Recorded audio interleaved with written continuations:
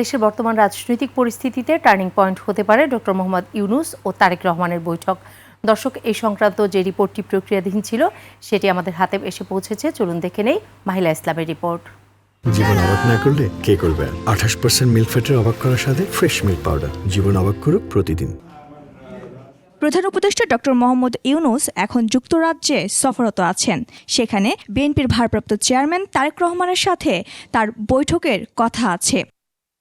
সকালে গুলশানে দলের চেয়ারপারসনের কার্যালয়ে সাংবাদিকদের সাথে ডক্টর মোহাম্মদ ইউনূস ও তারেক রহমানের বৈঠক নিয়ে আনুষ্ঠানিক মতবিনিময়কালে মির্জা ফখরুল ইসলাম আলমগীর বলেন, এই বৈঠক চলমান রাজনৈতিক সংকট কাটাতে গুরুত্বপূর্ণ ভূমিকা রাখবে।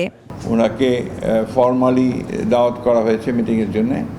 এটা আপনার 13 তারিখে 9টা থেকে 11টা পর্যন্ত লন্ডন টাইমে এই সময়টা দেওয়া হয়েছে আর কি।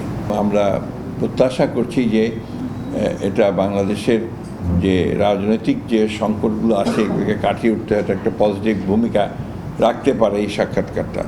বিএনপি মহাসচিব দুই নেতার বৈঠককে বড় রাজনৈতিক ঘটনা উল্লেখ করে জানান, এটি নির্বাচন ও সংস্কারের আলোচনায় দেশের রাজনীতিতে নতুন সম্ভাবনার সৃষ্টি করবে। সম্ভাবনা অনেক আর কি। এখন এটা নির্ভর করবে আমাদের নেতৃবৃন্দের উপরে যে তারা এটাকে কিভাবে সেই সম্ভাবনার দিকে নিয়ে যাবে।